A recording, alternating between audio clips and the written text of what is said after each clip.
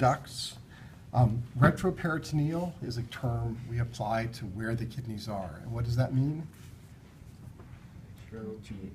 Behind, and the peritoneum is the serosa. So they're behind the serosa. And that just refers to the fact that when you look into your shark, the kidneys are not hanging out. They're just buried behind the serosa on the dorsal body wall. Okay. So that's their position. The caudal ligament shows up as a term here.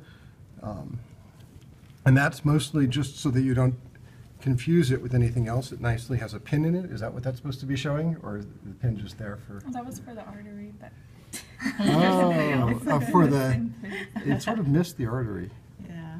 I would get in trouble if I did that on an exam. But right in the midline, you'll see this kind of shiny band of connective tissue, and that's the caudal ligament. And the point of it is just that this is not part of any of the stuff we're looking at. It's just there, and not to confuse it with the ducts of the kidneys and such. Is there a difference between caudal? Is it post or just caudal ligament? Caudal ligament. Okay. Yeah, there's no post. The shiny one. That's the shiny one. Let's see if we can see this female. Sometimes they show up more easily on the females because they don't have the archinephric duct. See this shiny thing running right down the middle? Okay. Okay, yes, that's right. Okay, so that's caudal ligament. Okay. Archinephric ducts, in general, yes, they exist, and we'll look at them in more detail in a moment. And the cloaca we already know. So let's go through then the male. And this is a male. What's this big thing here? Testes. Everyone agree? Yeah. Okay, so there's the testis. Okay. And it has a mesentery that holds it to the body wall, and that would be called the mesorchium. Okay. And if you look carefully in that mesorchium, sometimes you can see, and this is not going to be a good chart for it, but you can see little tiny ducts running along through the mesorchium, and those are the so-called ductuli efferentes that carry the sperm out of the testis to the archinephric duct. Okay. The archinephric duct itself runs along on the ventral side of the testis here, and this one's got a lot of blue in there, but if you see the white thing that's all kind of coiled up and convoluted, that's the archinephric duct. And have you exposed that on yours? I've exposed it a little. I mean, it's easily visible if you... Yours had it really good. Thank you, it's not here. I know, it's not here, sorry. I was just saying how good yours came out. Yeah, here again, we can see it through the serosa, but it hasn't actually been quite exposed. If you go ventral, caudally, I cut off a part and you can see some of it sticking out. Yeah, there it is, like that. You mean? Yeah, I might just go in and real quickly. Let's just do this real quick. No, excuse me. We're going to just expose a little bit, if you don't mind. No, that's fine. Just peel away a little bit more of the serosa. You can see it more clearly.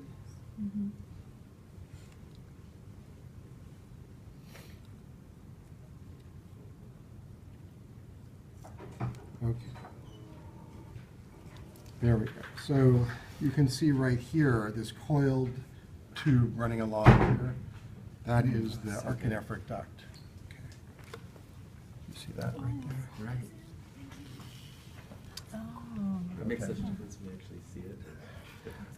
Yeah, that's why I wanted to peel away the serosa so we could get a little bit better view of it.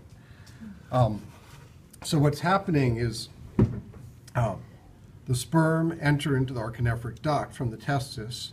They're traveling along the archinephric duct, and then this region of the kidney that you see this archinephric duct all coiled up on, this anterior part of the kidney, is called Leydig's gland, and that's the region that's secreting semen into the archinephric duct. Okay. As you go further back, the archinephric duct expands and turns into a large sac, which again, let's see if I can just peel away a little bit more. I'll save you another side that I haven't destroyed.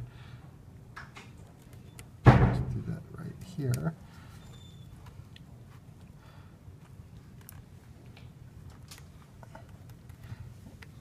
And this large sac is called the seminal vesicle. Okay, and let's see if I keep going. There we go.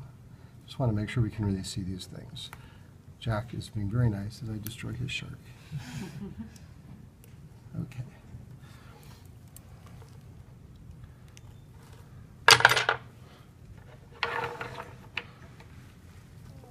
So what you'll see is at the back end here, there's a big sac. This is the seminal vesicle here. And maybe even get a probe inside of it. That might be too much to ask, but it's this whole thing here. That's seminal vesicle.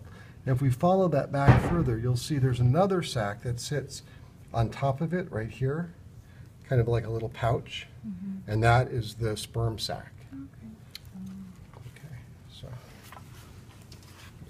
here's seminal vesicle running along this big pouch here, very broad in part of the archinephric duct. And then that's the sperm sac that sits on top of it there. Okay. Okay.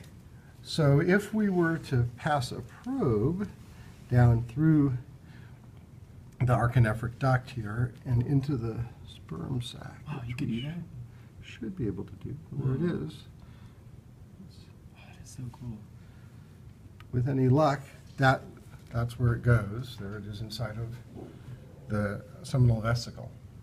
And that's going to run all the way down, and eventually it would pop out at the tip of the urogenital papilla, which we are familiar with here inside the cloaca. Okay, so that's where these are all coming out.